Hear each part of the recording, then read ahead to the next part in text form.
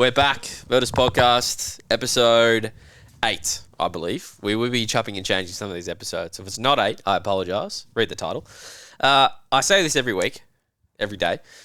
I'm very excited for today. I'm so excited. An illustrious character down on the gym floor here at Virtus. One of our clients, George Fletcher, is our guest for today. A lot of people are scared of you, George, as I just mentioned to you pre-podcast. But a lot of people don't know anything about you but like hanging around you. That's the general vibe, but are too scared to talk about you on the gym floor. So that's a little confronting for you to start with. And for someone who... he doesn't have a watch on today, but we were going to do a heart rate check, but it's probably going to be above 100. Let's be real here. George, what do you do? What do I do? What do you do for a job? Because you have a serious job. You have a very professional job. Yeah, kind of. Unlike Hey, before myself. we get to that, can we touch on people being scared of me on the floor? I find that ridiculous. If like a couple of my mates heard that, they would be crying on the floor. See, in laughter. I know that too. You're Yeah. not a confronting character. You're not overly scary. You've got a pretty much a puppy face. Yep, correct. But yeah, rumor has it on the gym floor, everyone's scared of you at the start. I Right. don't know what it is. You get in, get it done, which is slightly what we're going to touch on today of our topic of the day, which is resilience. And a bit of background, George has done way too many to count on two hands. So resiliency in coming back from injury is obviously something we're going to touch on a bit later, but also just the word in general. And we're going to touch on kind of how you feel about that. But yeah, apparently you're an imposing figure, mate. There you go. Who would have thought? Must not have seen you bench yet, that's for sure. Exactly right. But what do you do for a job, George? What's a day-to-day look like? Yeah, I am fortunate enough to work for Coca-Cola. So I'm a sales manager there. They call our role district sales manager. Yep. So I've got a team of 7. 7 reps at I love your business voice. Look at this. are out and about, and I'm really, really lucky, mate. I've got a fantastic team, so a really experienced team. 7 guys and girls that have been around for a fair while, so they make my job pretty easy, to be honest. What's it like working at such a big company? It's got its pros and cons. It's a good thing. There's a lot of opportunity. So as a young guy that's relatively ambitious and pretty keen to be as successful as I can, I guess. There's a lot of opportunity. Like, we're a global company. Yep. CCEP we're called, so European partners. I told George how to use the mute button, so he's just used that for the first time. There we go. Excuse me. Hopefully we can edit that. He's sweating in the brow now. Yeah, I am. Really? Coca-Cola Euro Pacific is what we're called. Yep. So plenty of opportunity. We look after obviously Australia, New Zealand, and then Europe and Asia as well. So certainly not touching all parts of the world yet, but maybe one day we'll wait and see. Yep. Who is George? Who is George? Hopefully an outgoing, ambitious young guy who's caring, loving, and fun. I asked Anna for some background information, but didn't get a response. She didn't. Anna's still here. I call her. So Anna's Greek. She's my fiance. We're getting married soon. Yeah, it's pretty close. I mean, when are you getting... Is it April? April 15. So Good the week memory. after Easter. It is a good memory. Well done, mate. Nah, this will be out by then. It will be? Yeah, this will be out by then. Yeah, okay. How'd you meet Anna? Anna? Is that Anna? school? Anna. I said Anna. Yeah. Got that later. So I met Anna at school. We've been Peninsula? together for Peninsula School. So I was in year 12. She was in year 11 in Bisman. 3-4 it was.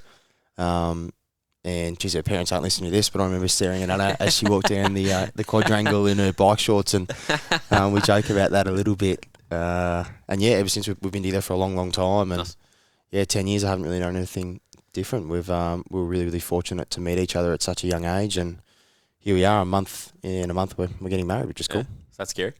It's a little bit scary, mate. Yeah. What about it? Well, the commitment piece doesn't scare me because it's like I've been with Anna for such a long time anyway. Like, we've been committed to each other we've probably known it was going to happen and come. But I guess it's just a hysteria around getting married. Like, why am I nervous? I actually don't really know. Yeah. It's just there's such a big build up to the day. We've been spending a lot of time and a lot of funds as well that goes into the day. So you want it to go really well. Yep.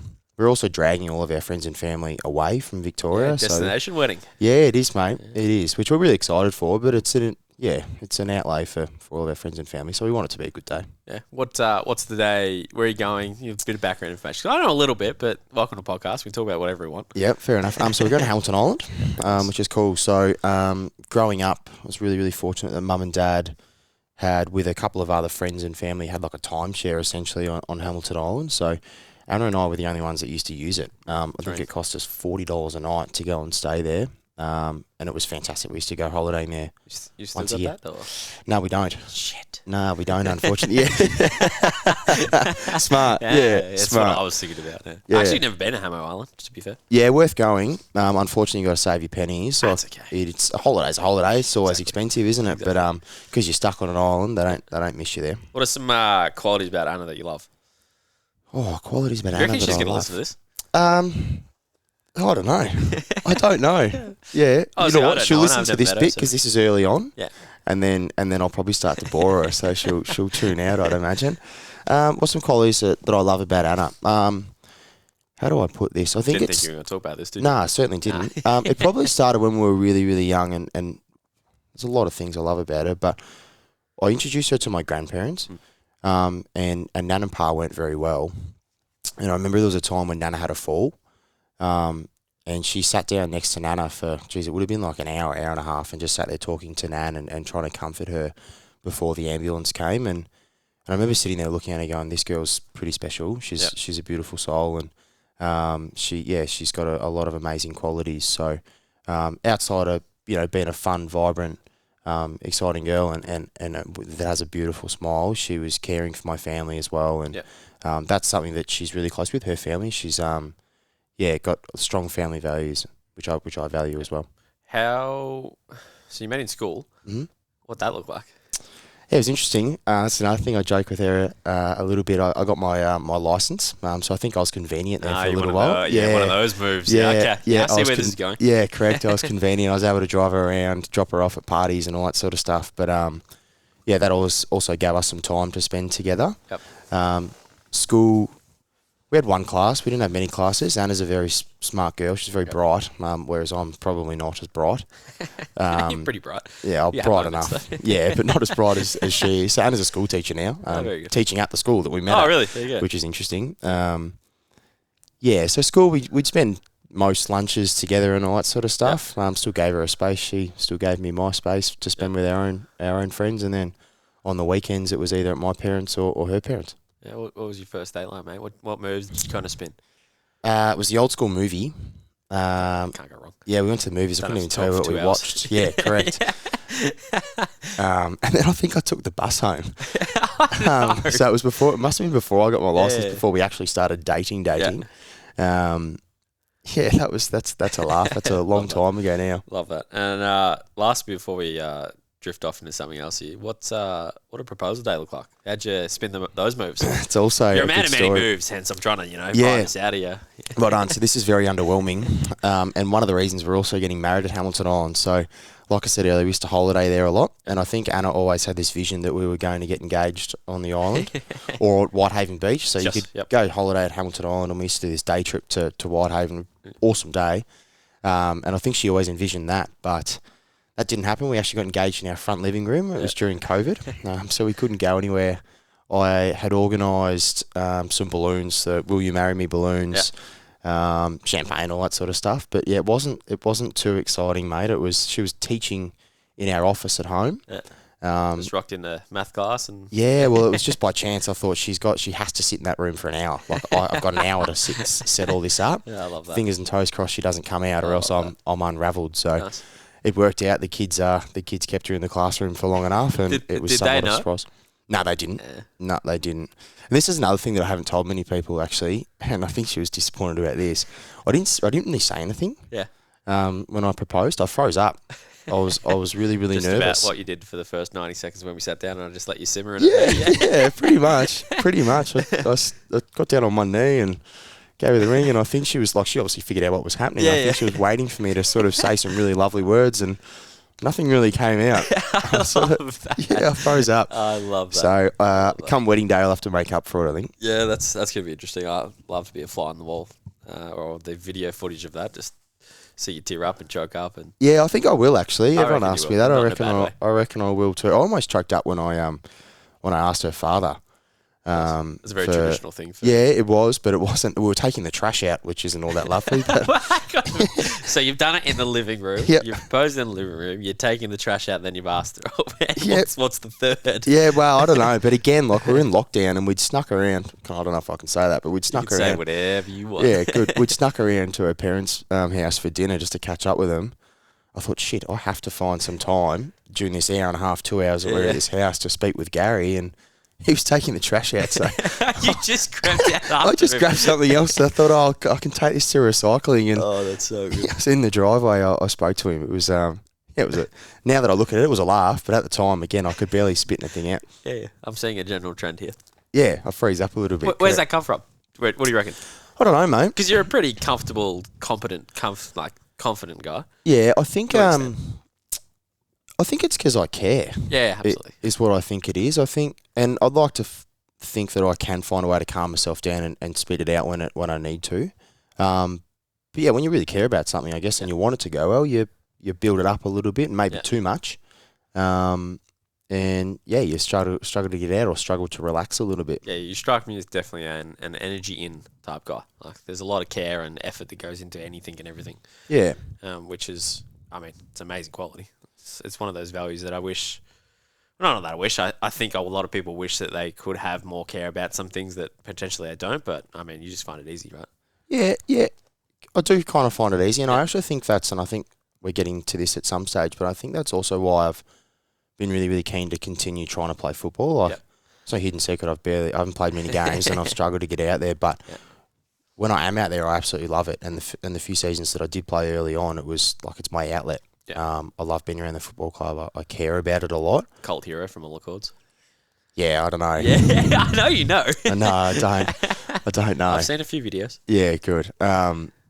Yeah, so fingers and toes crossed, and I'm really confident now, and that's a credit to you guys. And then I'm really happy that I found this place, and Greg next door, the Fizz, is a star, and then obviously being able to come downstairs and work with you guys has been it's been fantastic. Not only for my body, but probably for my head as well. Yeah, we can't get you out of here. It's great. No, you can't. It's good. We like having you here. How'd you find here? Different, which was refreshing. Because how long's it been? Let's just say when I first did my knee, that was in 15, I think. And the knee wasn't a problem. Like I was so anal with my knee recovery. It was a full reco and came back, and that was all successful. That was fantastic. Yep. But obviously things changed, and that's when I started doing my hamstrings. And then from there, Plural. hamstring, exactly right. I continued to bounce and just to try and find something that would work, and I couldn't, and I couldn't trust anyone in the end. I think for me as well, because I do get so in the head about it. I needed to find a place and someone that I could trust. So I was up here. I finally got to see Greg. Had like a connection with him, whatever you want to call it, and found that he was fantastic. And he said, "Mate, go downstairs, speak with the guys.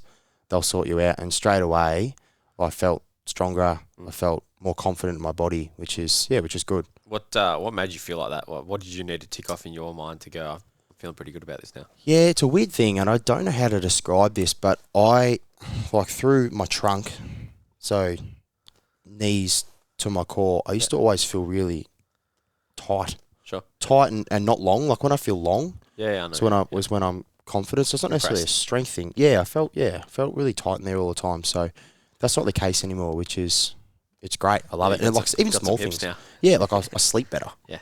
Like I don't go to sleep and I don't wake up and go, oh, my back's sore and all that sort of stuff. I wake up and bounce out of bed and feel good. I'm probably on my way here. Keen to get here.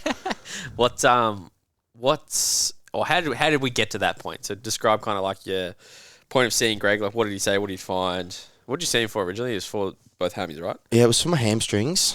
So I forget the name of the gym in Cranbourne, but they were helping us out. IFP, yeah. So IFP, the guys there were helping us out with pre-season. Yep. They were running our program. And Campbell, I did my hamstring again during pre-season, and Campbell said, "Look, mate, you can come see us. You can come see this person. You can come see this person. But to be honest, I recommend that you go and see Greg. Yep. Greg's fantastic." So I reached out, came up, and that was the start of it. Yeah, and Campbell had his own injury problems back in the day that he went through Greg for, and Campbell. Shout out Campbell. He'll love this. He's actually meant to come on. There you go. I was talking about it in the episode this morning with M. Wallace that he's ditched me like 2 or 3 times now. So he's due. So we'll have to talk about you as well. But yeah, good. he went through his own injury problems back in the day, and he did our internship. Was he motorbike? Yeah. So motocross, I think. Yep. Motocross or mountain bike riding or something extreme sport based. Yep. I can't remember the specifics, but he did our internship 2015, 16 for the first time. Might have been the one after I did. Might have even been the same one, to be honest. But he came back maybe a year or two later and did it again. Yeah. And then ended up seeing Greg and then got his body back into order, Yep. a working order. There's one thing that I remember from Campbell, and once he got a job at IFP, he came back in just for a lift, bit of a hangout. We often do like intern catch-ups or relifts, or we go out for a beer or something down the road, the brewery, something like that. Nice. Came in one day, he goes, I'm going to fill the trap bar today. I reckon he had at least like 6.5 inches of space by the time he clocked himself out. It was quite funny. He came in, I'm going to do 250. I think he finished like 190. He'll hate me saying that. Yeah, That's good. Okay. He's one of those people that is great at referring because he knows and he's been through that process. And I think we're all the same. Like when we're all coaches because we either failed as an athlete or we weren't going to make it or we hurt ourselves. So let's not make that same mistake. And Campbell definitely falls in all of those brackets. So he's very good at referring people through to Greg and things like that. But on the great man, Greg, what did you find about Greg the first time you saw him? Because his approach is a little different to a normal physio, which is why we love him. And he's so good at what he does. But what's in your mind, because you've probably seen a few physios and been through a few things yourself, what was different about Greg that kind of struck you different? It's hard to remember the first time I went and saw him, but I'm always one. I want to understand what's happened and why it's happened, and obviously how to fix it. So, like in the past, you go somewhere like, "Yep, cool. This is what you've done. Go do this, and this should fix it, or just get stronger."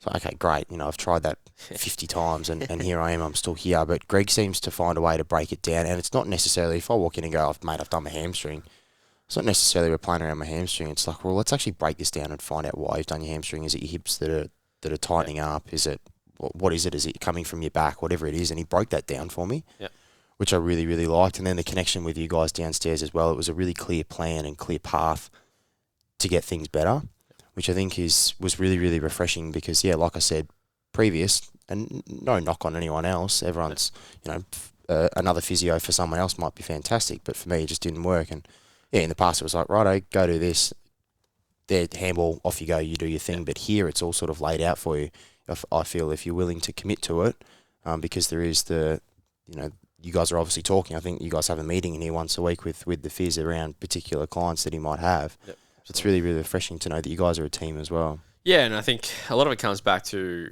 a lot of the time, there's a cause and effect relationship, but the effect is never the cause. It's never the same. So how we approach, obviously, our screening and stuff here is we use our FMS system. We use that whole spectrum or the continuum of where someone's at. We do our entry-level test. We go left to right. That, to us, is exactly the same as the process that Greg uses, which is why between downstairs and upstairs, it's quite an easy, I guess, flowing nature of work. Is he'll tell me, George has got X, Y, Z. He's deficient in this, that. He needs this. Done. Easy. Right. We're moving on. It's one of those, and having the same system and process and objective measure of checking progression makes, for someone like you, potentially has had, bounced off different physios, walls and injuries and things like that, is whatever someone thought was the effect of the cause was never really the problem. Which just comes back to when we talk about your hips and your back and when you get into your glass spine and what that looks like. But it is very much let's find an accurate diagnosis first and then let's go from there. Yeah. I think the other thing that I've really enjoyed, and not that everyone cares, I think all practitioners really, really care, and they want all of their customers and clients to be on the mend. But being here and having the phys upstairs, you see him all the time without actually going and seeing him for whatever it may be. I might be downstairs training and he comes down and he's willing to take 10, 15 minutes, 5 minutes, whatever it is, to have a chat. How's it all going? How you feeling? Where you at with this? Text you after a running session. Text me after a training session. How did it feel? Where you at? Just that extra time and care goes a really long way, I think. Yeah, and I think that's something you definitely thrived on, was especially early days when we were getting you back to run prior to falling on your shoulder, but we'll get to that as well. When you were getting back to your running, and Greg is very, very diligent with his follow-up work. He has, again, fantastic systems and processes for him because he's been doing it for so long that people who are in the boat of seeing him get follow-up and check in, not hey, let me know in 2 weeks how you go. It's how'd you go after this now? Let me know. Which, again, is something that I think Greg deserves way more credit than we give him, and we give him plenty of credit, but God, he's good at what he does. It's so nice having him next door. He is, and at times I felt bad. I was texting him at 9:30 at night. I remember you saying. I feel a little bit sore here. This has pulled up well. This hasn't pulled up well. And within minutes, he's straight on the buzzer, giving me a text, giving me a call. Do this, do that. It was fantastic. I remember you telling me, dude, I don't want to bug him. I was like, trust me, he really likes it. Yeah. And he is someone who will get back to you in minutes. And you know, if people get to me all the time about like the amount of time that I take to reply to some stuff. But my thing is like, I'll see it if it's urgent, bang, got to it. He does it all the time if it's urgent or not, and I have no idea how he does it because I couldn't. It'd exhaust me. Yeah, I reckon it would too. He's always on. Yeah, and he thrives off that. He feeds off it. And again, he's someone who very, very much cares and has a lot of energy in his practice, but also has the backup to continue that process through the whole spectrum of injured to back to continue to perform. Yeah. How did what did he find? What did we find in your first for your? And obviously we're talking about resilience. So we're building up to history. What came from the screens and the sessions from the first things that you were kind of remember and go, that kind of makes sense, but I didn't really realize that was a problem. I don't know if I remember, to be honest with you. Yeah, I think you probably remember more than I would. My back was always a problem. Yep. Like I laugh about it now. I was never able to touch my toes, so general flexibility was absolutely hopeless. And that's certainly improved through the roof. But the initial screening, I don't remember the outliers and what was alarming to me. I mean, because it was always what I had. Like I didn't know any different, I guess. Yeah. And it's the best part of the way that we do things here is if you want to know, we'll tell you. If you don't, we're still going to fix your problem anyway. And there's one I have a vivid memory of when you spoke about touching your toes, which is interesting.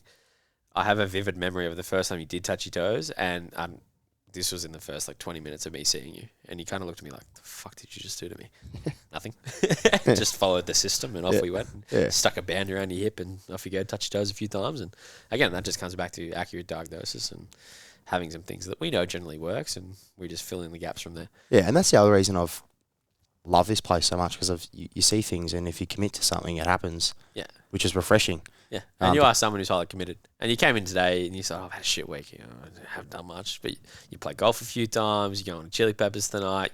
And you still trained 3 times, haven't you? Twice. Trained twice. Yeah. So some people, that's a good week. To you, it's like, kind of want more. And you're a more guy, which is great as a coach because it's like, okay, how do we feed the beast without feeding the beast? Sometimes let's take a little bit away. Let's let him bench, because that he gets a bit excited when he benches. But let's just take some pressure off. It's funny you say that, mate, and I reckon I've slowly learned over time. Like I didn't train last night for footy, which is very unusual for me, and I feel like I probably could have. Like I pulled up sore from Monday, and in the past, I'll be right, just run around, and then I think that's when I've hurt myself. Yep. And not so much training, but again, even coming into some games, it's like I probably shouldn't be playing. I'm a little bit sore, but I'm desperate to play, and I want to. And sure enough, I go out there and ping a string. Yeah, let's talk about this history. Run us through some injury history because it's extensive.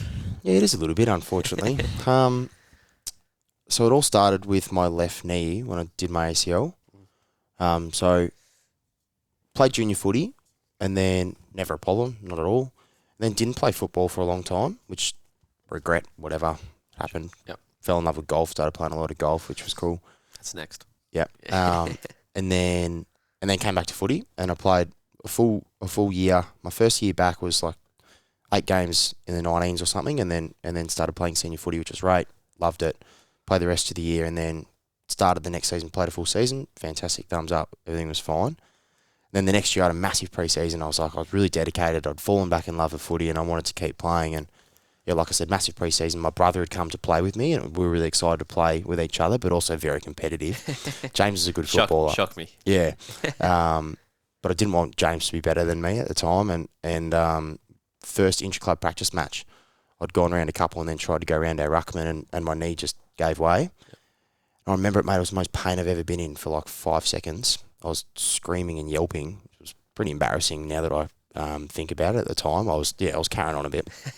And then got up and practically walked off the ground. And I think that's why I was really embarrassed, because I was just yelping. And now I'm all right. I felt completely fine. No one really said anything. We had young physios there at the time, which is completely fine. It's just an intra-club practice match, and no one was really all that confident on what it was. So had to get the scan, and sure enough, my doctor called me and said, you've done your ACL. I was crying. Just because I was so keen and excited to play with my brother for the first year, and was really excited, and that didn't happen. So full Rico, all went smoothly, and then finally came back and started playing, and then played. It's in 2016, which is our grand final year. I played round 5 was my first game back. I played a half game in the 2s, And then I went to play, the week after I went to play a full game in the twos. I got knocked out, actually. Whatever. Add it to the list. Yep, that happens. Not a big deal. But then after that, I said, yeah, cool, I'm ready to play, so I'm playing. Started playing, probably played 8 games in a row, and then did my hamstring on my right side. I'd never done a hamstring before, and I actually did it at training, which is very rare. I don't often, when I do them now, it's always during a game. Yeah. So did it at training, didn't really think anything of it. I've never done one before, like I said, and I actually played on that Saturday. In hindsight, the stupidest thing ever, right? Like, how ridiculous. Hindsight's a magical thing. Yeah, but it was Sean Paice's 300th game. We were playing against Caulfield, who were one of the top sides as well, and I think we lost by 2 points. We flew home. I did nothing. I was useless. Shouldn't have played. Took a week off, then came back and was fine. So I played the rest of the year, played finals. We played in the grand final. We lost, and it was all okay. And then, mate, after that, I almost lose train of thought of how many hamstrings I've done. Like, I don't think I played the year after we went up to Premier B. I didn't play round 1. I probably played round 5. Did it. Yep. Did it again and again and again. And it was always this right side. So left knee, right side. Continued to do it. It's probably 2-3 years of that. And then came back, got my body really fit, and I thought I was in a really good spot. Again, pre-season was fine. Got my change of direction back. And it was more a confidence thing because I had done my knee. 100%. And the way I'd done my knee was just a sidestep. So I'd lost that confidence. But I'd got that back and then went around someone at training and did my right knee. Thankfully, it wasn't a full reco. It was just my meniscus. But again, like, I lost a little bit of confidence, probably lost a little bit of fitness because I had to have the surgery and stuff. And then finally came back from that and then started doing my left hamstring last year. So about 5 or 6 years of, Yeah, what's the count? Do you know the count? Because I remember you telling me at the start, but I can't remember specifics. Oh, I don't, mate. But honestly, it'd almost be 20 times. Yeah, it's in excess. I think it was 20 or 24. It's somewhere in that Yeah. you came in. I thought, fuck, we got to fix this. And it's funny, when you first said that, I've had someone before in a similar boat to you and hasn't done one since, that I know of at least, because I don't work with him anymore. But I was like, fuck, here we go again. Yeah. Here's another one. Yeah. But it's one of those things, you're like, I know I can make you a change for you. And I know you're crying out for help. So I was like, I'm in. Sign me up. And that was the other refreshing thing about this, because you guys had a lot of confidence around it as well. Yeah. It gave me confidence, right? Yeah. It was good. Yeah, it did. You very, very early on, and you'd know when going into a new environment, whether it's work, gym, anything, go out for a beer. Like, it's new, it's a little bit all kind of don't want to stick my head up. You're someone who, once you warm up, like, you're infectious. Like, you protrude that on other people, which is fantastic, and people love having you around here for that reason. But the first few weeks, I could kind of tell you, like, oh, I just don't want to, like, annoy anyone. I don't want to. And so, like, we're trying to curate that and just kind of like, George, relax. We got you. Yeah. And I remember the first few times, and we spoke about you touching your toes before. And it's something that I really enjoy doing with people who come with back, hammy, knee, all sorts of, even like young kids. Like, when's the last time you touched your toes? And for us, like, it's the change behavior. It's easier than it seems. For someone who hasn't touched their toes for 10, 15 years, they go, "What's this guy on about? He can't do that." 20 minutes touching toes. And of course, that doesn't always happen. But for you, I remember going, like, if this happens and he gets to this, so many hammies, if he gets to touch his toe before he walks out the door in the first week, like, he's in. Like, he's in. And lucky enough, that did happen. Sure enough, thank God. Yeah. But it's one of those things, and we're going to talk about resiliency in a minute after we talk about golf, because good golf things. It's one of those things that once you find something that, or someone that helps you move the needle forward, and you especially, that you are so infectious, you go, yeah, I'm in here. I'm 110% in. And that's the best part about being an athlete, because you are still an athlete, not that you'll call yourself one, but being an athlete who's so diligent around their performance and preparation, like, for us, that makes our life so much easier, which is the best. Yeah. And for me, it's a trust thing, right? I trust you guys. Yeah. Which is cool, because like you said, we have been able to move the dial and see the needle move, which is, like I said, as an athlete, it's a trust. And so hopefully 24 and done. Yeah, exactly right. No, I've got a lot of faith there, Dan. Want to talk on your shoulder? Yeah, we can talk the shoulder if we want. We finally got him back. We got him back. Yeah, I was finally back playing some footy, which was exciting, yeah. And you don't know this because I didn't tell you, but I was actually going to come down that day and I didn't make it. And I was real flat about making it. And then when I got the text later of the photo, and for reference, George did basically a grade 3.5 AC joint, which is, if you see a photo of one, Google it. George, I put a photo in right now.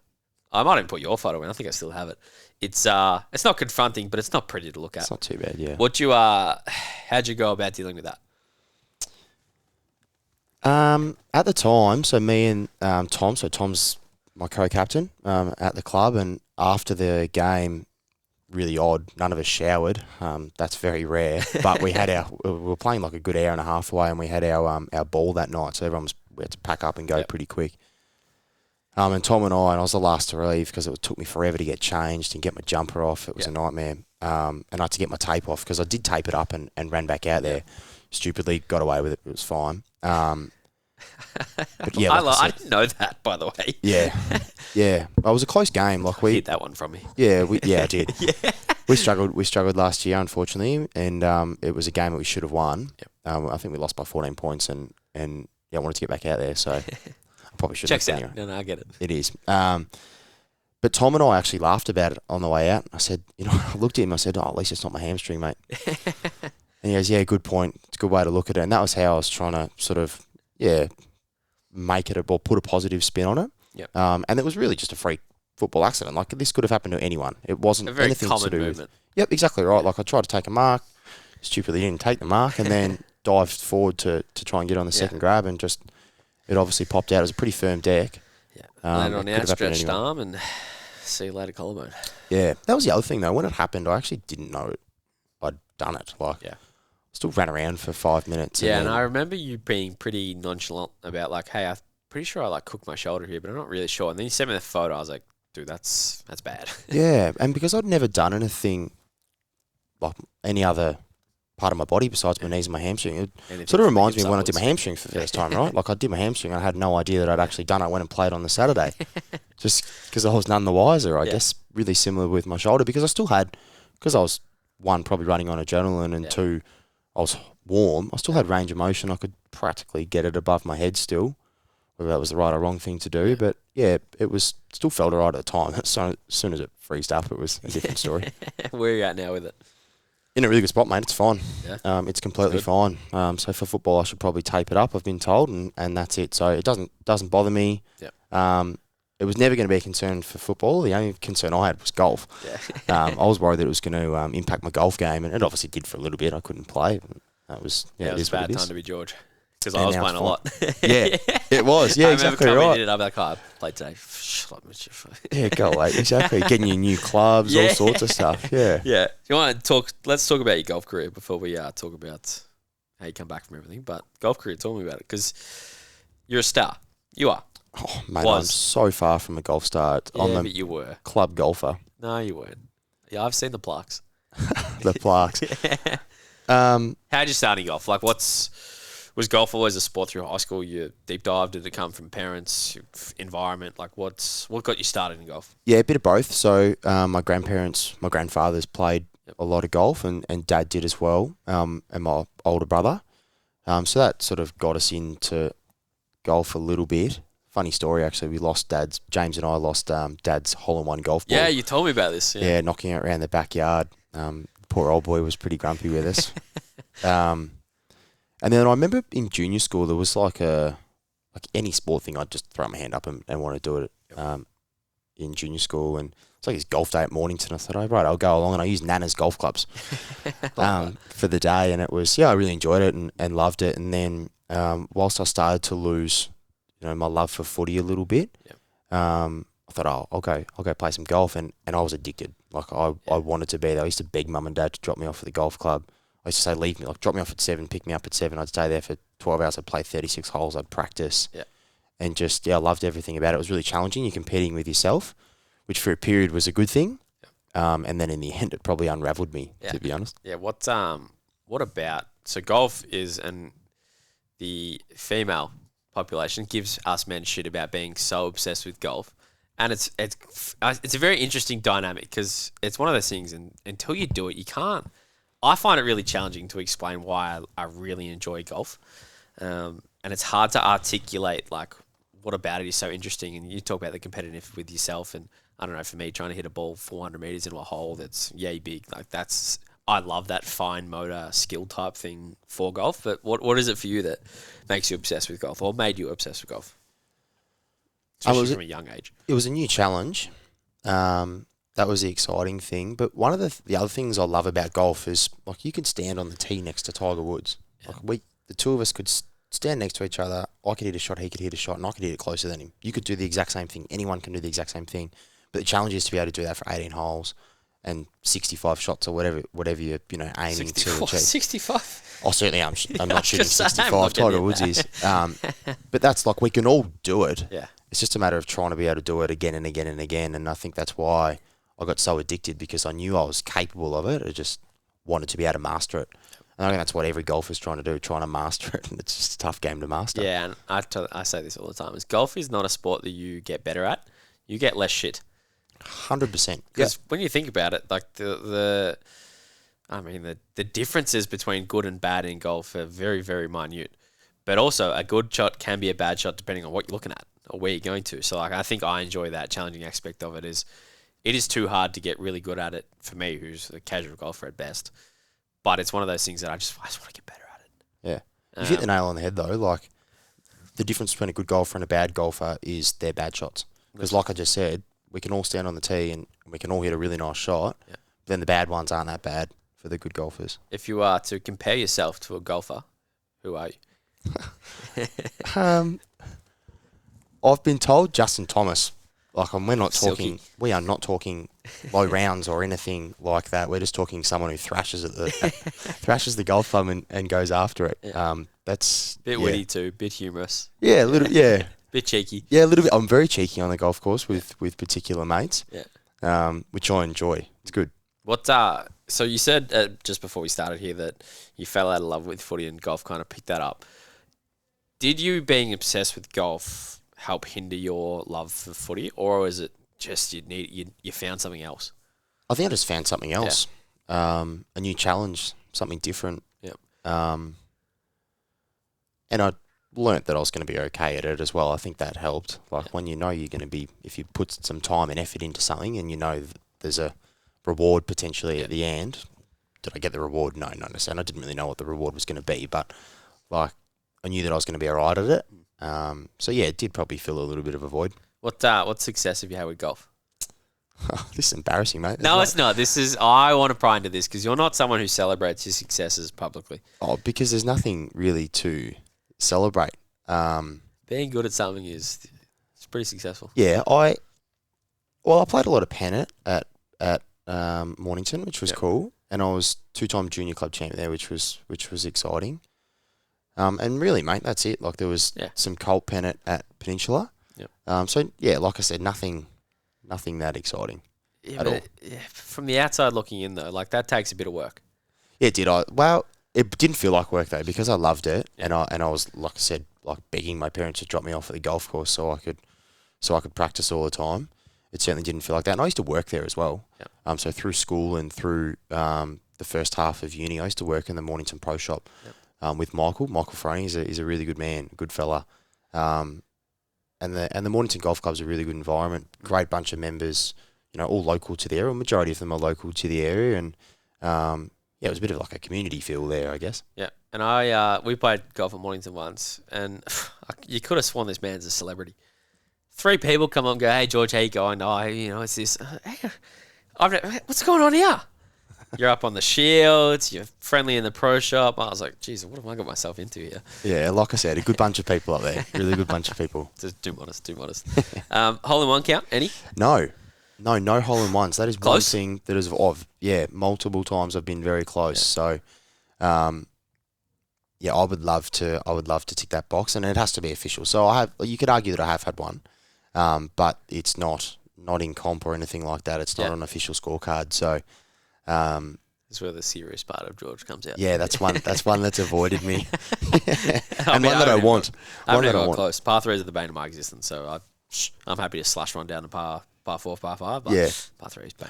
All in time, and you know what? You're every chance, and I shouldn't say this, but it shits me that there are some people that, their first time playing golf or their first competition, they'll go out and have a hole in one. And I've been playing golf for years and years and years. I used to play every day if I could, and I still haven't had one. So, chances are, mate, you'll have one before me. I don't know about that. I don't know.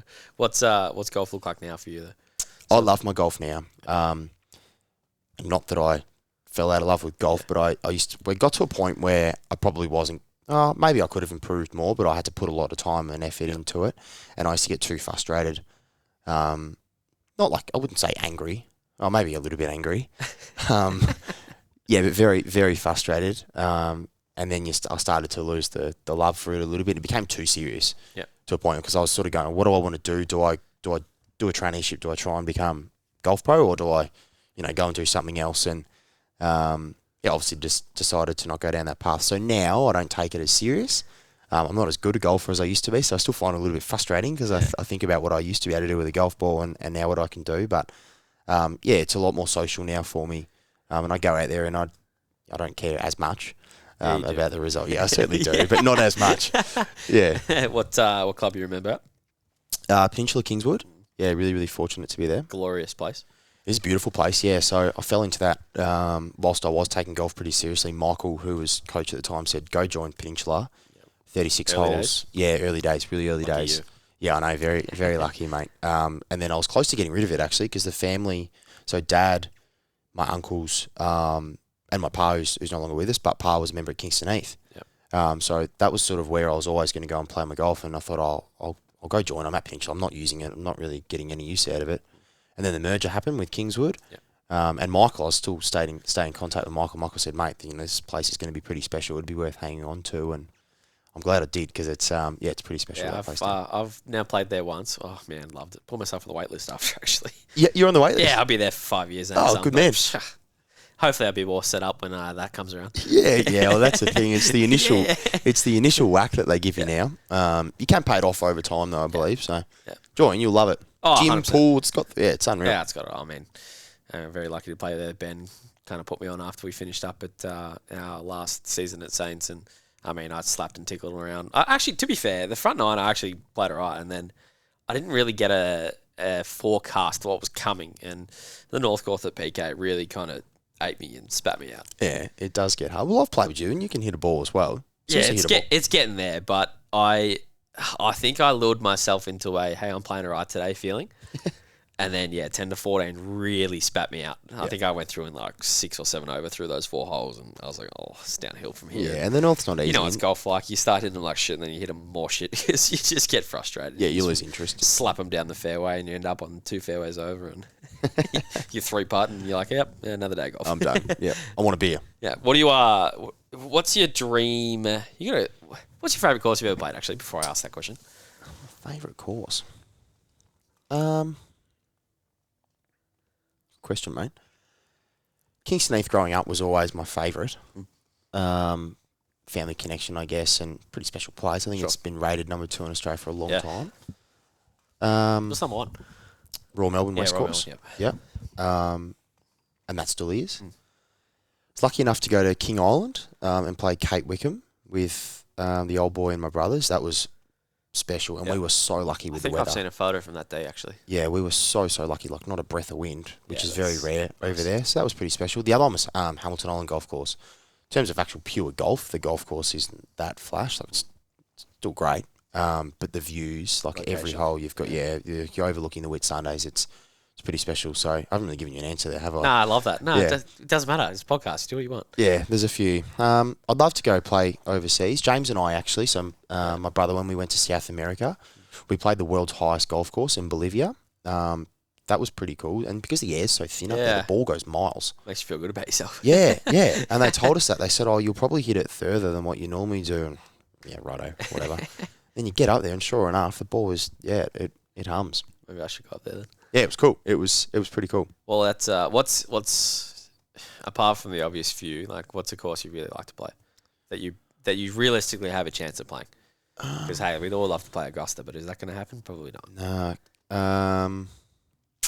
Curry Cliffs in New Zealand. Yep. That'd be cool. Yeah, I've seen the photos of that. Yeah, that'd be unbelievable. Do you follow Gary Lisbon Golf on Instagram? I don't know. Happy to. I got a page for you. So the guy takes like stills and drone photos of golf courses around the world. Oh, it's pleasuring to the eye, I tell you that much. There you go. All right, yeah. Forges later. Perfect. Where else? I don't know, mate. No, New Zealand, there's a few. Yeah. There's a couple of in Australia that I'd still love to tick off, like New South Wales Golf Club. is pretty special. Yep. So I'd love to go there, and we're really fortunate at PK that we've sort of got that's a bit of a right. relationship with the two clubs, so we can go up there. It's just a matter of pulling my finger out and, Yeah. and going to Sydney. So there's that. I'd love to play some night golf as well. I've never played night golf. Bit of knock off in Dubai or something. Yeah, in Dubai. So Anna and I actually, a part of our honeymoon on the way home, we're staying in Dubai for 4 nights. So there's an opportunity. Interesting. So, yeah, I How's might that have to gonna go down? I might have to, I think it'll be all right. I think it'll be all right. Yeah, Anna loves just sitting by the pool and reading a book. So That's in. yeah, she can do that, and I get bored within 10 minutes of doing that. Yeah, so I can't do that either. yeah, hopefully I can go and run off to the golf club. Well, if you need a trip at the end of this year, I'll be heading to the US and play some golf over there. Oh, mate, yeah, that'd be... The thing about the US is, like something like Pebble Beach or something would be unbelievable. It's just the expense of getting over there and playing. It's just same as many other places, but... I was watching a video the other day, and they paid $400, I think, to get on. Yeah, it's ridiculous. Spyglass. Yeah, that'd be US too. Yeah. Yeah. I'm in though. Like, that's one of those things that I wasn't... It's going to sound strange, so I don't know if I've told you. Have I told you I'm going to the States at the end of the year? Yeah, you don't have to mute, don't worry, it's fine. You have told me? Yeah. So, going at kind of 3 or 4 months. That's where I'm heading over. And when I was kind of thinking about it, I've only just started thinking about it because it's still a fair way away. It's not one of those things I was thinking about. And then someone's like, oh, you're going to go play golf over there? I'm like, you know what? I wasn't, but I think I am now. And I don't know. Do I want to trip my golf clubs over there? Probably not. Do I want to hire any? Probably not. So I've got to get over that hill, I think. I reckon the US is a hike, but mate, this is domestic flight, so it's a bit different. But I always want to have my own golf clubs. I know. And I just got new ones too. So it's like, I don't want to go use something like, the rental clubs over there are different ballpark to what we get over here. I'm sure they're good, yeah. Correct. A bit different at Mount Martha Public, isn't it? Yeah. So it's one of those things that I hadn't thought about until someone mentioned it the other day, and I thought, well, I'm in some strife here, I reckon, because got some time to fill in 3 months, so that might be on the list. So yeah, 3 months is a long time to hike your golf clubs around there. That's another thing. Is like, yeah, I'm gonna want to do a bunch of hikes and some other like adventure based things. And it's like, I just don't think I can bring myself to bring my clubs over. But knowing me, I just kind of adapt and work it out. And if it's difficult, well, you signed up for that. So I reckon the other thing, when you go and play overseas or somewhere new, you sort of take away the performance of it. You just want to enjoy the course, the new layout, and like you said, it's something different. Yeah, and I'm actually I'm planning to go with a couple of mates who are in like media and photography and videography, so kind of like want my own stuff over there because you want to look good. Gonna be 100%. You know what it's like. You know, I play golf with some shitty scrubs. Yeah, correct. What's what's your dream? What would you like to achieve in golf that you haven't? Just as like a hobby now. Oh, a hole in one would be cool. Yeah. Maybe if I could take it seriously again, and this won't happen until I stop playing footy. Sure. Because golf goes completely out the window come footy season. I'd love to win a club championships somewhere, but I won't be able to do that. There's no way I'd be able to do that at Peninsula. Like, there are that many talented golfers there. You'd have to be off like +5, +6. Yep. Sort of range. What are you off? I'm off 7 now. Still not a... Not terrible, mate, but that's just gone. Like, that's just gone out and out and out and out. What were you off at your peak? 1.6, I think, was the lowest I got to. It's not bad. Yeah, it wasn't too bad, but that's what I was saying. I used to Probably like you were 16 or something, though, right? I was pretty young. Yeah, yeah. But then that's when I used to get really frustrated. Like to move the dial, I found it so hard. Yeah, because moving the dial, especially if we talk about handicap, like takes a while to get your handicap down like that. Yep. Yeah, it does. And now, like I remember getting down to 3 and 4, and then to move the dial for me down to what I got down to, so 1.6 was like really challenging, and then to get it down to like 1 to +1 or even scratch is just another realm, and then scratch to +4, that sort of realm is just complete. It's almost a different game. Yeah, anytime you get into the pluses, like you hit them all right. Proper golf. Yeah, proper golf, and it's just a different ball game. Like, yep. I don't have a handicap because I haven't gone back and signed up at the club yet, but I'd be off 16 probably, somewhere around there. And like the thought, like I want to get it to like 10. I'll be happy. That'll do. Yeah, I never played golf as a junior. Like I played a bit with my old man, played a little bit in high school, but again, it wasn't that serious. Played at Long Island back in the day because Frankston had a relationship with Long Island. So it's just like one of those things that I want to get better at it. But I was someone who will play golf 4 times in 1 week, and then life will take over, and I won't play for another 2 weeks. Yeah, which just sucks. And it's just, I think the other thing I enjoy about golf, and I don't know if you're the same, like it's still physical activity. Like it's harder than it seems. 100%. Is Even if you take a cart, to be fair, like, Yep. it is still harder than it seems. Yep, we got to walk around one, cool. But it's more the mental thing. Yeah. Like you're mentally switched on for 4.5 hours. Like you're trying, because you're thinking, we probably shouldn't think as much. Maybe that's the problem. I think that's my problem. I think too much. Because Yeah. even though, again, I'm not great, I still want to get better. Yep. And it's so bad. Yep. Yeah, but you switched on for as long as you can. Yeah. And all it takes is one shot where you're not switched on, and then you're game over, and it's like, here we Holes go of again. one into the pond. Yeah, exactly right. Yeah, The pitching wedge follows it pretty close after that. correct. I mean, you're still carrying 10, 11K, like you're walking 18. Well, it depends how bad you play, I guess. If you So I'm play carrying well, 12, 12 and a half. Yeah, I guess. yeah, I think an average golf course is around 7.5K. Yeah. I'm guessing now, but I'm pretty Yeah, sure. I'm doing these ones. Yeah, if you're doing that, you're in. Yeah, I guess you're walking more. If Typically, I'm just following the right side of the fairway because I haven't drawn a ball in my life. So Yep. Yeah, it's the old cover drive. it's those old fellas that the 180 straighties.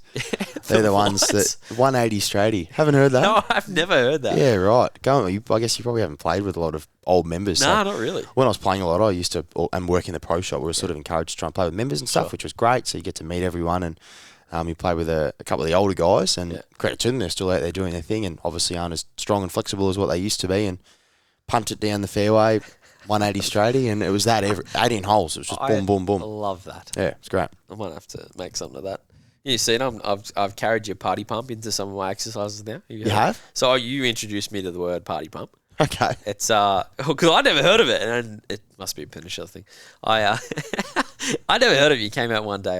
Can I just do a party pump? I was like, the fuck's a party pump? Yesterday, did a party pump. Yeah, there you go. I'll have to make a graphic for it. Yeah, good. Give I you might a- come in Saturday morning for a party pump, actually. Give There you you a go. quotage underneath and just credit you. Yeah, thank you. Please do. I will. I was going to ask something about golf now, but now it's eluded me. What do you want to do with, I mean, like a hobby-wise? So golf is a hobby, but what do you like to do? And I like to ask this question, what do you like to do after dinner? Because you're highly active. You're like an ever-ready bunny. What do you do to slow down? Mate, it's really funny you say that. So my nickname, Dad and Mum called me Ever Ready. There you go. So I used to run around like a mad hare. Checks out. Anyway, that's a story for another time. What do I like to do after dinner? Well, it probably depends on like how busy work is. Yeah. Things like that. So potentially I might have to pull out a laptop and do some more work. It's not necessarily what I like doing. Yeah. Probably just relax with Anna, to be honest. Hopefully we've got a nice series or something that we're enjoying watching, and the two of us can just chill out and do our own thing. What are you watching? I'm not really watching anything at the moment. Maths, which, I'm a little bit in and out at the moment with footy training, so I'm not all that disappointed if I miss maths. But You can tell me the truth, mate, don't worry. I'd be lying if I said I don't sit there and watch it. But yeah, I haven't been able to fully buy in yet, but I will, trust me. Yeah, I believe that. Yeah. I reckon you would enjoy shit TV. Yeah. Well, I like TV for me and movies for me. Like, there's some people that can quote movies all the time, Yeah. like this line, that line. I know nothing. Nah, I watch movies, but I think a movie for me is just an opportunity, or TV shows is just an opportunity to switch off and do nothing and relax. So I'm not taking it all in. I'm enjoying it, but I'm not taking it all 100%. in. I'm the same. I mean, Lockie comes out with some movies sometimes, and I'm just like, I have no idea what you're talking about. Or he quotes something, or it's like the old Adam Sandler movies. Lockie loves them. I was like, dude, I haven't seen from like one before my time. Two, I just don't remember. Yeah. So you're honest, and I might be unraveling myself here, but people ask me about movies, and I'm like, yep, honey. You should know. I'm honest to a fault. Yes, correct. You are. Very. Love it or hate it. Yes, it's what you get. It's good. But no, I'm the same boat. I really enjoy movies and TV shows for just like switch off time. And a lot of the time, I reckon I get through let's just TV show. I get through 5 or 6 episodes and go, no idea what just happened. Like, that just, yeah, I'm the same. I enjoy it as a switch off time, which is a luxury that I don't spend not enough time doing, I reckon. But what's something like that for you that you wish you could do more of, or you want to do more of, but you just don't? Until I ask you the question about what you want to do more of. Something I love doing, and I find I get to do it on a Sunday, often before golf actually, because we don't get the paper delivered at home, or nor do I buy the paper. But I love having a coffee and reading the paper. When I say read the paper, I often flick it to the sports section. Don't we all? And I'm going through a couple of articles that I like. But that's half an hour, 45 minutes, 15 minutes, whatever it may be, that I can just sit there and not think about anything, turn the phone off, put the phone away, or ignore it, and switch off. So there's that. But all here, mate. All come here. Yeah. And you know, again, switch off 45 an hour and 15, whatever it is. I don't have to think about anything besides working out and having a laugh with everyone on the floor. Yeah. What's something you love about the gym now that you've curated a pretty good relationship with it? That it's not just fix this, boring this. Like because you love it. Yeah, I do. I see you puffing your chest out a little bit now. The people are fantastic, aren't they? Like, I think a lot of gyms talk about like a community and all that sort of stuff. And that's the cliche thing to say, but there's probably there is generally that here. And that's a credit to you guys. But you come in with a smile because you know everyone else is going to be in that sort of that mood and with a smile, and you can interact with everyone, you can have a laugh, whilst at the same time I can come in here and do my thing and get it done, which I enjoy as well, because there's people in here and serious athletes that are here with a purpose and getting something done, and those that potentially aren't athletes that just want to stay fit, you know, they're going after it as well, which is great. But there's a good balance between getting it done properly and then that fun aspect as well. Favorite lift? I want to say, I don't know. I think normally you would say bench, right? Yeah, normally I would But say, but now most you can beneficial. Now you can use your legs. Yeah, most beneficial, I think, for me is a hip thrust or a front squat. Yeah, you love both, which Yeah. is so backwards to everyone else. But I Yeah. love that you love them. Yeah, like I feel my back always feels so much better after them. Yeah, I probably should. I'll have to say bench. I think I enjoy it, and we're starting to get back to some Yeah, we numbers are. that we were Now we're back to post the benching. shoulder. Yeah. Yeah, it's good. What are you looking forward to? I'm looking forward to footy Yeah. because I've got some confidence, which is cool, mate. So I miss round one for the wedding. I forgot about that. Yes, that went down like a lead balloon. And I'm taking away, so my co-captain, the two of us yeah, are both true. away. Sean will be away as well. His son's playing, so he'll probably be on the trip. So there's a few of us that are going I love away. that. It hasn't worked out all that well. But yeah, really excited for round two, which is a home game. And we've got our Legends game on after that as well. So all the oldies run around, we turn the lights on and they play a game. So they'll all be there watching. And mate, I honestly cannot remember the last time I got through a full game of football without hurting myself. And I'll be there. Touch wood, that is legit. Like I cannot remember a game. I'll be there. So that'll be that's what I'm looking forward to. What else? My wedding. Yeah. I'm getting excited. We touched on it earlier. Whilst there's a little bit of nerves, it's also really exciting. Obviously the day will be really, really special, and I get to marry Anna, which is something that was always going to happen. But to lock it in is pretty cool. But to also be able to spend that time and be on a holiday with all of our closest family and friends, Yep. I think is pretty special. Like I'd probably won't ever happen again, to be honest. Whilst you think it will and you want it to, like to have all of your closest friends and relatives in one place at Hamilton Island, which is a pretty cool destination, we think. Well, for us it is. Yeah, we're pumped. We're absolutely pumped. And a lot of our friends, so some of them are older and they've all got kids. They're leaving their kids at home as well, so they're Oh, look out. yeah, they're really Hands down. excited. Yeah, so it'd be good. You've met Reese, haven't you, down here? I haven't Reese, yeah. Ask him a few things about letting his hair down. Okay. As soon all as those kids go home and the wife goes home, he's a good one for He's that. good at it? Yeah, he won't listen to this, so it doesn't matter. right. Okay, fair enough. But just he's got some stories for you. All right, I'll ask him. Example, Common Folk, 10th birthday party on Sunday night. At Common Folk too. The man was hungover till Tuesday from all the chords. Right, wow. So I can understand where you're coming from Yeah. the letting the hair down. Yeah. All right, shall we drift off? We can. All right. Resiliency, topic of the day. I don't know if you thought you were going to talk about this. Because you were kind of struggling, you're like, dude, I don't know what I'm going to talk about. Like, what are we going to talk about for an hour? But hey, guess what? We're probably 56-ish, 57 minutes in, and I probably didn't think you would. So you probably didn't think you'd get this far. But when I obviously asked you to come on, first of all, you said yes straight away, which I was like, oh, best day ever. Second of all, I said we're going to talk about a topic, and I know that you like, dude, I don't know what I'm going to talk about. Like, I'm not that interesting. Typical George deflecting comments. But from the outside looking in, and it's something that I highly admire, and lots of other people in the gym admire you, is for your resiliency. And obviously, we spoke about your injury history before. Like, what does the word resiliency mean to you? Because question, I think naturally you're someone who protrudes this and shows this to other people, but you don't necessarily mean to an extent. Like, it's just who you are. Yeah, well, I think that's the thing. It's me. So, what does it mean to me? I find that really tough to answer. Good. Yeah, to be honest. because like you said, mate, I think it comes naturally to me, and that's just who I am. So I've never really known any different. Yeah. To be honest, yeah. Where do you think that comes from? I don't know. I'd imagine it's come from my parents and an upbringing, and from my grandparents as well. And growing up, we were sort of always told that you don't get given everything. I'm one for not giving away participation awards. Same. Like you got to earn it, right? There's a winner and there's always a loser. There's two things, and you have to earn something. And whilst maybe I'm going the long way around it, like for me, a goal at the moment is coming back and playing a full game of footy and winning, right? So to do that, I need to get my body right. And if my body fails me, well, I lose. Yeah. And if my body gets through, well, then I win. Let's go the other way. What made you keep coming back? So quite easily after you could have shut up doors, right? Yep. What made it to you go, no, I actually really want to come back from this? Because I love it. Like, I love it. Like the 3 quarters that I played last year before I did my shoulder, I had a ball. Like, I had an absolute ball. What do you love about it?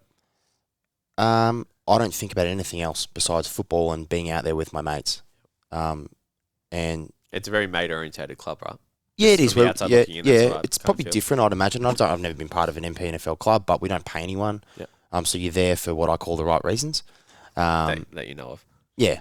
No. We certainly trust me. No, I'm not going to stitch you. Trust me. Yeah, we're all there for the right reasons. So not to say the blokes that are getting paid aren't, but yeah, we just enjoy each other's company and we love playing football together. And I reckon that counts for a lot. And I think that's a huge thing about being part of like a VAFA League club is a lot of the people that play at that club went to the school. Yeah, there's a few. There's also a lot that aren't. Yeah. So you don't have to have gone to the school to play at the club. But yeah, there's a few of us that have come through school together and we obviously know each other. So it's not just a bond that we've had after joining the football club, essentially after school, after year 12. It's also prior to that as well. Yep. What do you enjoy about being diligent? Because I know you take the same approach to your training, rehab, whatever you want to call it, as you do to your job as well. So what's the most appealing part about that for you? I think it gives me confidence. It gives me a little bit more confidence because in the past I haven't had a lot of confidence and faith in my body. Yep. But is that tough? Is that hard? Yeah.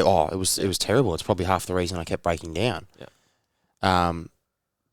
But I tell myself if I'm really diligent and I do everything I can and I do what I'm told, essentially, you guys are giving me this, do this, and this.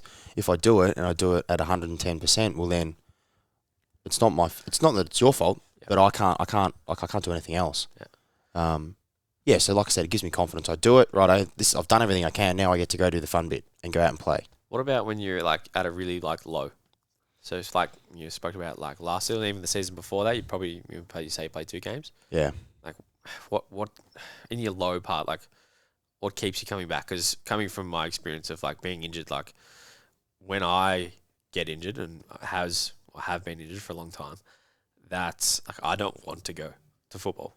I didn't at all. So like, did you have the same feeling about that, or you wanted to be there? No, 100%. And I used to tell everyone that I wanted to be there. Yeah. But I used to get so sick of everyone asking me, "How are you? When are you back playing?" Yeah. And that was always the thing. When are you back playing? When are you back playing? It's like, well, this date, round 6. I don't know. Like I don't know. Yeah. I'm trying. I'm doing everything I can. And everyone was coming from a really good place. But it just got tiring because it was constant. And I didn't get to do the fun bit, and it starts to become a little bit of a chore because you lose a little bit of faith. Because like I said, it just keeps happening. What did you or do you do to get yourself out of that kind of rut?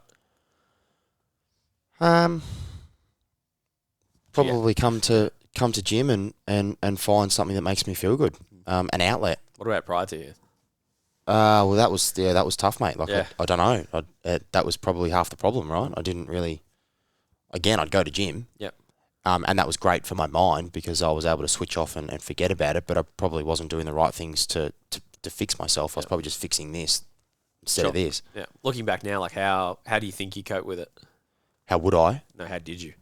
Especially through the darker times of playing 1 or 2 games a year, if that, like constantly being sore, painful, like that takes a big toll. Yeah, no, I dealt with it pretty well. Yeah. And I was fortunate to be in a position as a leader of the football club, where I felt like I could still have some form of impact. Still got a purpose. Yeah, and certainly by no means the impact that I wanted to.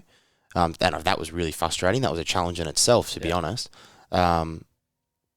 But yeah, because I still felt like I was an important part of the club and that I could do something, I wanted to be there, and I wanted the club to succeed, and I wanted it to go well. And that was the other thing. Like we've struggled the last couple of years, so that even made it harder because we were struggling, and knowing that if I was out there, they might have been able to make a difference. So that was the other challenge. But I guess just being around and doing what I could. Like there was no point sitting at home. Yeah.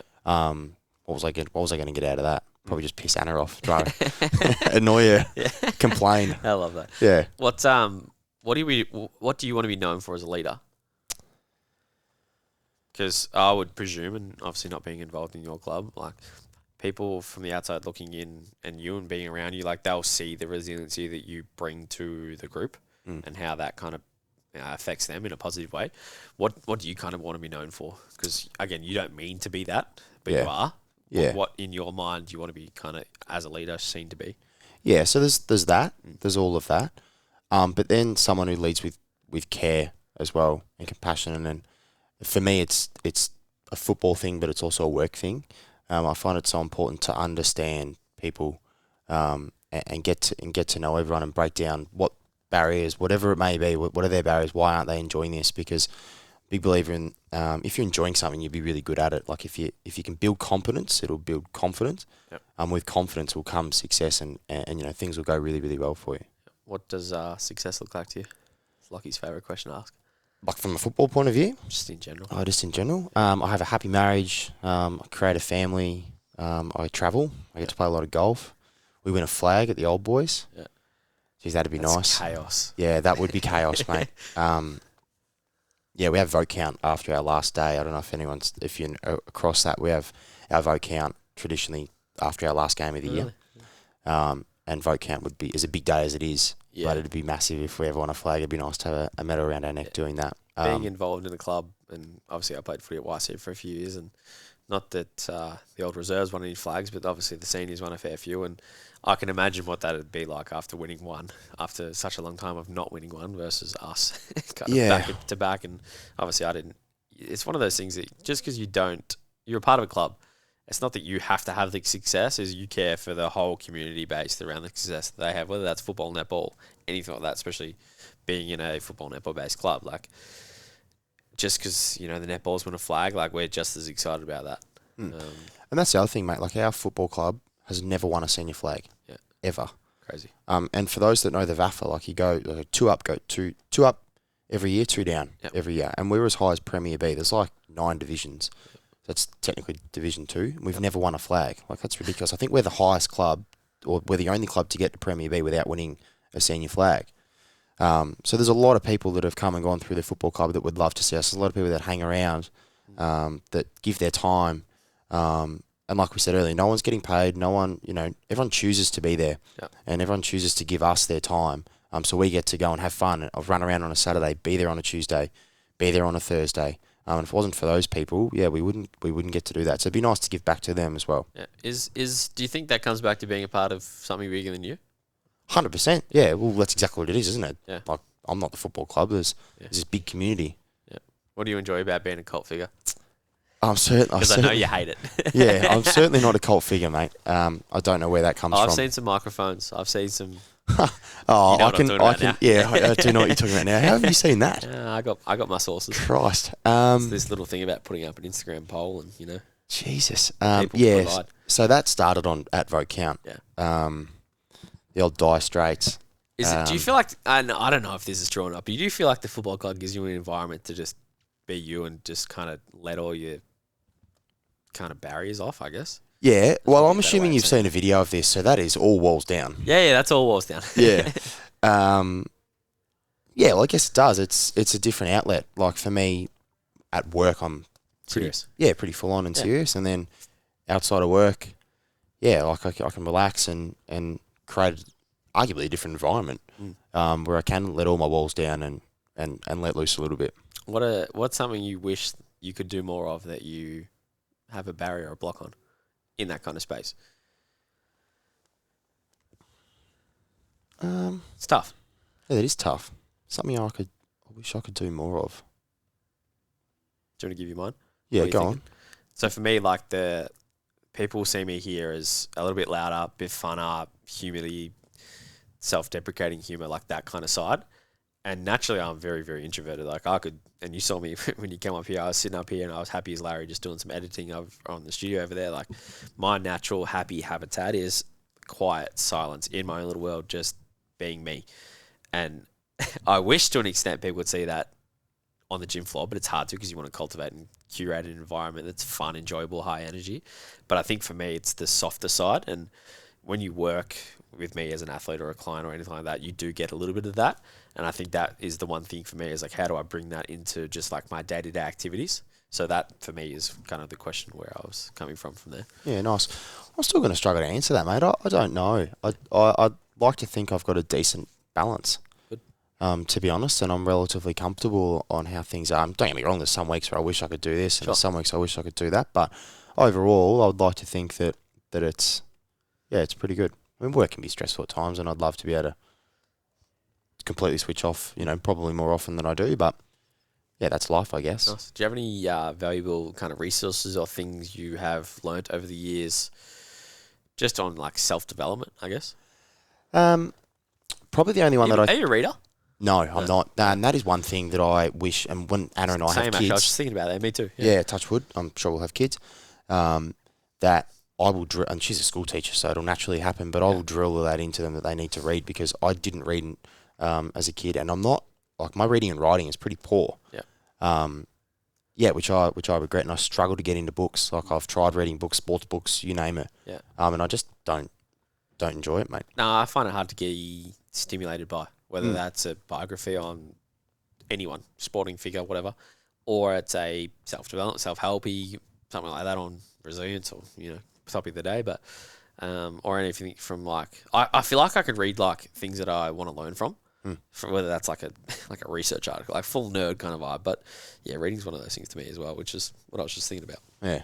Struggle. Anyway, resources, anything, what do you, have you, from like and this is more from I know you're a natural leader and you're naturally, especially with the job you come from, you are a leader and some people that look up to you as for direction. How do you curate that, or have you, or does it just kind of come naturally? No, I mentioned this earlier, and this is something that I come back to a little bit, is building competence, builds confidence, and then when you're confident in something, you're really, really good at it, right? So for me as a leader, it's building that competence in my people. So where are their gaps? Where do they need to improve? If I can improve that for them, they become more confident in that area, and like I said, with that confidence will come success. What kind of things do you look for in your people? Do you directly hire? I do. Yep.